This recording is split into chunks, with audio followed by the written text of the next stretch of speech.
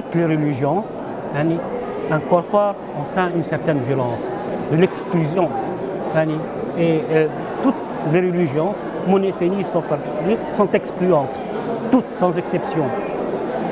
L'islam est encore excluant beaucoup plus parce qu'il se réfère à une idéologie de victimisation, d'être un peu le parent pauvre du colonialisme, le parent pauvre de l'Occident, et donc il récupère toute la charge violente dans les textes religieux pour en faire une idéologie. Ces jours-ci, la France ou l'Europe en général ont peur. Ont peur légitimement, d'accord, c'est une peur légitime, mais à mon avis, si j'étais à la place de l'Européen ou du Français, j'essaierais de raisonner cette peur. On a pensé qu'une immigration, ça vient tout seul, sans les problèmes de ceux qui vont immigrer. On a pensé que ces gens-là seront seulement des travailleurs, peut-être même des robots. Et après ce qu'on appelle les 30 glorieuses, la question islamique s'est posée d'une autre manière. Et maintenant, on en paye le prix.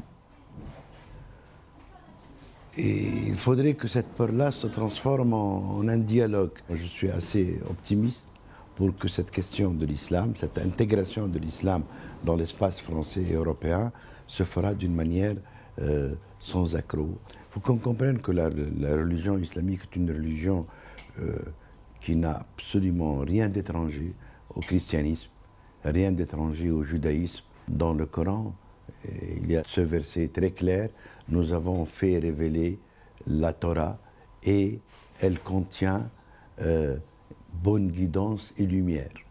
C'est un verset texto sur la Torah, et le même est repris pour les évangiles dans la même sourate, la sourate qui s'appelle la table dressée, la sourate 5 du Coran. À chaque fois qu'il y a un phénomène d'explosion au nom de l'islam, nous avons deux attitudes en général. Certains qui vont dire que c'est la faute de l'islam, d'autres qui vont dire l'islam c'est la paix.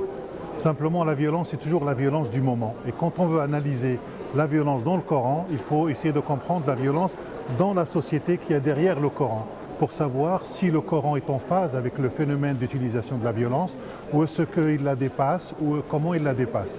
Et donc la nécessité de faire de l'histoire, parce que ces textes-là ont d'abord parlé à des gens qui ne sont pas nous. Et le problème, quand vous allez chercher des versets comme ça, vous utilisez le texte comme prétexte. C'est pour ça qu'il faut faire de l'histoire, parce qu'il y a un déficit d'histoire, avec un excès de mémoire.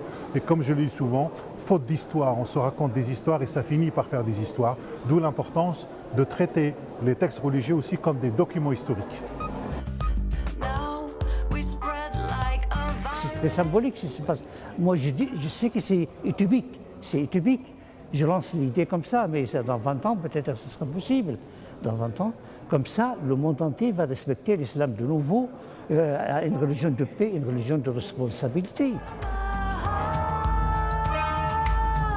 Mais si, il y a quand même l'Azhar, on dit qu'il n'a pas de clergé, il a beaucoup de clergé, mais il n'a pas le pape, mais il a plusieurs papes. Ils peuvent se réunir entre eux avec les intellectuels laïcs, les philosophes arabes, musulmans, comme conseillers, pour qu'ils s'ouvrent au monde. Parce qu'on ne peut pas rester enfermé dans la théologie médiévale. La théologie médiévale, c'est la théologie qui conduit à la violence.